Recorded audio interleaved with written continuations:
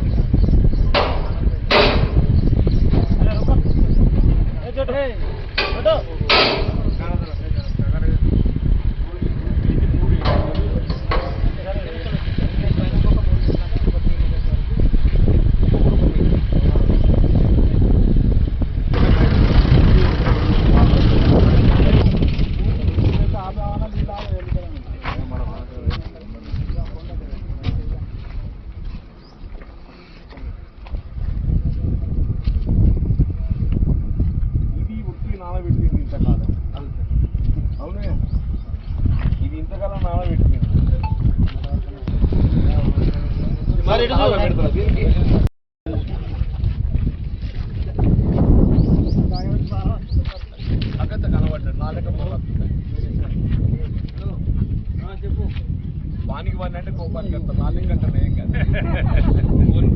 కింద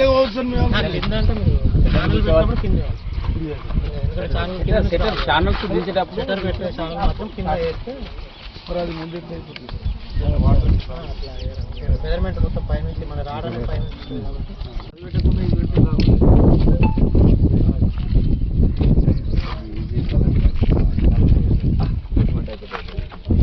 కరెక్ట్ మాట్లాడుతుంటే క్లీనింగ్ అంత ఏది రైట్ కొంచెం మళ్ళీ మళ్ళీ రీపీ మాట్లాడలేదు ఎట్లా కట్టుకోవాలి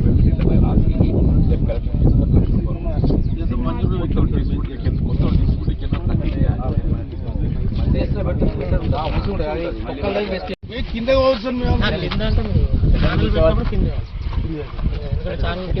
ఛానల్స్ దించేటప్పుడు మాత్రం కింద వేస్తే అది ముందు మెజర్మెంట్ మొత్తం పైనుంచి మన రావడానికి పైనుంచి మళ్ళీ అప్పటికి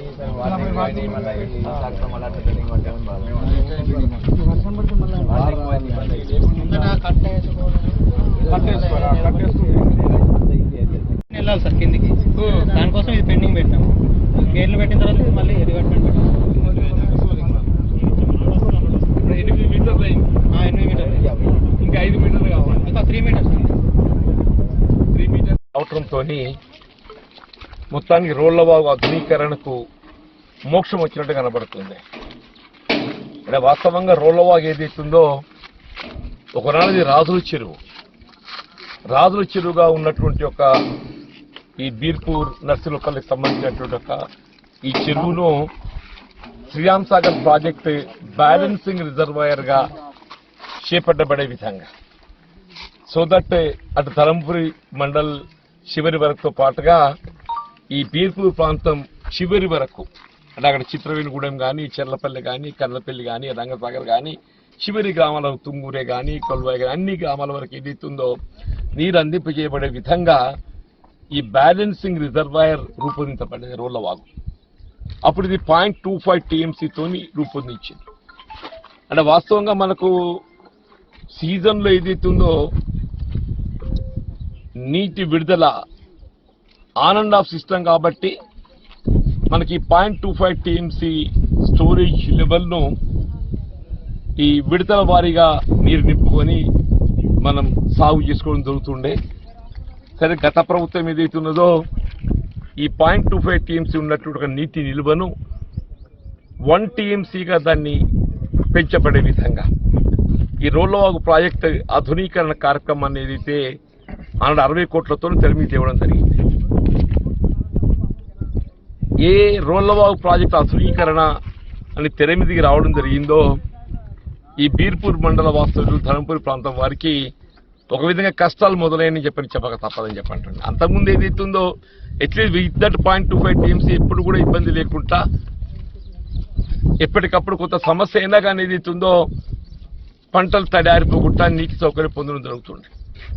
సరే ఏదో మంచి జరుగుతుందని చెప్పని ఆశించడం కానీ ఆ మంచి జరగటం చేయటం లోపల ఏదైతుందో ఆనాటి ప్రభుత్వం టీఆర్ఎస్ ప్రభుత్వం నిర్లక్ష్యం కారణంగా అప్పుడు ఒకసారి అయితే ఫండ్ బ్రీచ్ అయిపోతే కింద వందలాది ఎకరాలు ఇసుక మిడలు వేసింది.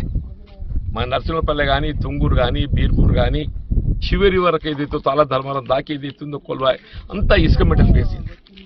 ఇసుక మెటల్ వేసి మన పంటలు నష్టపోవడంతో పాటుగా భూములన్నీ కూడా మళ్ళీ ఇసుక తోడేయడం కూడా పెద్ద సమస్య అయిపోయింది. భూమిని సిద్ధం చేసుకోవడం కొనుక్కున్నట్టయింది. అప్పటి ప్రభుత్వం ఏదైతుందో ఏ విధమైన నష్టపరిహారం చెల్లించకపోవటం, మత్స్య సంపద కూడా కోల్పోయింది. ఇలా మత్స్య కార్మికులు ఇక్కడ గంగపుత్రులు ఎక్కువ ఉంటారు ఈ 4 గ్రామాలకు సంబంధించి. అందరూ కూడా వాళ్ళ మత్స్య సంపదను కూడా కోట్లాది వేలు గల మత్స్య సంపద కూడా కోల్పోయింది చేపలు. సరే ఏ విధంగామైనట్టుగా సహాయం అందకపోవటం, ఒక పరిస్థితుల్లోనైతే అప్పుడు రెండో పంటకు నీటి విడుదల చేసే పరిస్థితి కూడా లేకుండా మన బీర్పూర్ ప్రాంతం ఈ దిగువ గ్రామాల వాళ్ళందరూ కూడా ఉద్యమించి, నాకు గుర్తుంది మధ్యాహ్నం 11-12 గంటలకు ఆరంభిస్తే సాయంత్రం 4 గంటల దాకా కూర్చుంటే అప్పుడు ఈ గారు వాళ్ళందరూ వచ్చి నీటి విడుదలకు అష్యూరెన్స్ ఇచ్చి ఆ పంటలు కాపాడడం జరిగిందని చెప్పండి. ఇవాళ ఆ పరిస్థితి తిరిగి తలెత్తకుండా ఈ రోళ్లవాగు ప్రాజెక్టు పూర్తి స్థాయిలో పూర్తి చేయబడే విధంగా అటు గౌరవ ముఖ్యమంత్రి రేవంత్ రెడ్డి గారి దృష్టికి తీసుకెళ్లడమే కానీ, నీటిపారుదల శాఖ మంత్రి ఉత్తమ్ కుమార్ రెడ్డి గారి దృష్టికి తీసుకుపోవడమే కానీ, అలా 60 కోట్లతో రూపొందించబడ్డ అంచనా ఇవాళ 152 కోట్లు పెరిగింది. 152 కోట్లు పెరిగిందని చెప్పండి. సరే ఇందులో ల్యాండ్ ఎక్విజిషన్ ఇన్వాల్వ్ అయి ఉన్నది.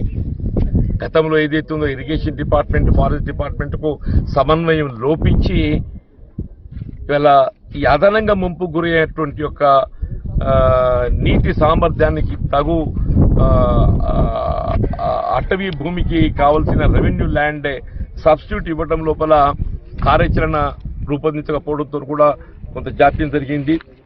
ఇవాళ ఏదైతుందో ఈ 0.25 to 1 TMCకి నీటిలో సామర్థ్యం ఏదైతే పెరగడం జరుగుతుందో ఆ అదనంగా ముంపు గురయ్యేటువంటి యొక్క అటవీ ప్రాంతానికి తగు విధంగా రెవెన్యూ ల్యాండ్ మన జగిత్యాల జిల్లాలో అటు పెగడపల్లి మండలంలో కొంత భాగం, గొల్లపల్లి మండలంలో కొంత భాగం ఏదైతుందో అని ప్రత్యామ్నాయంగా సమకూర్చడానికి మరి ప్రభుత్వం నిర్ణయం తీసుకోవడం జిల్లా కలెక్టర్ గారి స్థాయి లోపల.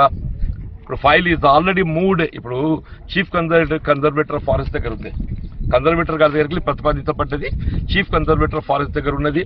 అక్కడికి వెళ్ళి ఏదైతున్నదో దట్ విల్ స్టేట్ ప్రభుత్వం రాష్ట్ర ప్రభుత్వానికి పోతుంది.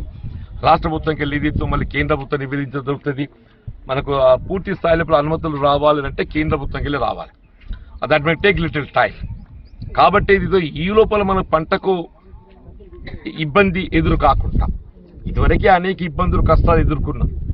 భవిష్యత్తులో అటువంటి ఇబ్బందులు కష్టాలు ఎదురు కాకుండా ఉండాలని చెప్పని మరి డిపార్ట్మెంట్ కొంత చలనం రావటం. మరి ఇక్కడ స్లూయిస్ గేట్లు బిగిస్తే అటు ఎగువ భాగానికి కానీ ఇటు దిగువ భాగానికి కానీ ఇరు ప్రాంతాలకు నీరు మనం ఆశించిన మేరకు అందింపజేయగలిగే అవకాశం ఉంటుంది. ఆ స్లూయిస్ గేట్లు బిగించడమే ఇంతవరకు ఒక సమస్య అయిపోయింది. ఇప్పుడు మనం గేట్లు అమర్చేది 0.25 TMC నిలో సామర్థ్యానికి తగు విధంగా మాత్రమే అమరుస్తున్నాం. మనం ఈ 0.25 TMC నిలో సామర్థ్యం గతంలో కూడా ఉండున్నది. మన అదనంగా ముంపు గురయ్యేటప్పుడు ఏదైతుందో అదనపు అటవీ ప్రాంతం ముంపు గురవుతుంది. కాబట్టి మనం ప్రత్యామ్నాయంగా స్థలం ఇచ్చిన తర్వాత, ప్రత్యామ్నాయంగా చెట్లు నాటిన తర్వాత అది మనం వినియోగించుకునే అవకాశం వస్తాయి.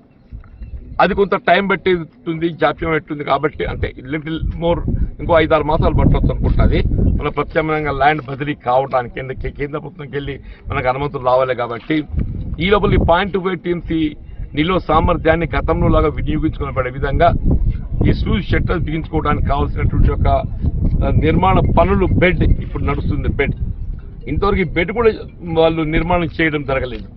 దాదాపు 8 మీటర్ల బెడ్ వేసింది ఇప్పుడు స్లూయిస్. ఇక్కడ ఇంకొక 3 మీటర్లు అయితే బెడ్ పని అయిపోతుంది. ఇది ఒక 10-15 రోజుల లోపల, 3 వీక్స్ లోపల, 2 వీక్స్ లోపల ఇది అయిపోతుంది.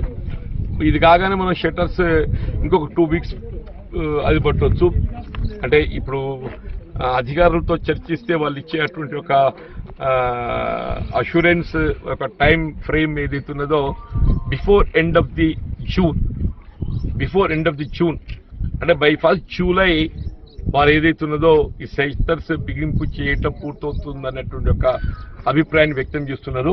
అంటే మనకి ఏ పరిస్థితుల్లో రేపు రాబోయే రేపు వచ్చే ఖరీఫ్ ఏదైతున్నదో ఇటు దిగువ ప్రాంతమే కానీ అటు ఎగువ ప్రాంతం చెర్లపల్లి, కండ్లపల్లి, రంగసాగర్, మంగెల అటు ఆ ప్రాంతం అవుతున్నది కదా, వాళ్ళకి ఏ విధమైన ఇబ్బంది ఎదురు కాకుండా వాళ్ళకు నీటి సరఫరా సక్రమంగా జరిగే ప్రాంతం కూడా ఏదైతుందో ఇటు బీర్పూరే కానీ, తుంగూరే కానీ, నర్సింహపల్లి కానీ, కొల్వాయ కానీ, ఇటు తాళ్ళ ధర్మారం వర్గం కూడా చెప్పబడుతుంది. అట్లాగే ధర్మపురి మండలం కానీ ఏ విధమైన సమస్య లేకుండా సమన్వయంతో ఇటు బీర్పూర్ కానీ, ధర్మపురి కానీ ఏదైతుందో రేపు ఖరీఫ్ పంట మనకు పూర్తిగా ఏ సమస్య లేకుండా మనకు సాగునీరు కల్పింపచేసే అవకాశాన్ని మనం పొందబోతున్నాం చెప్పంటాం.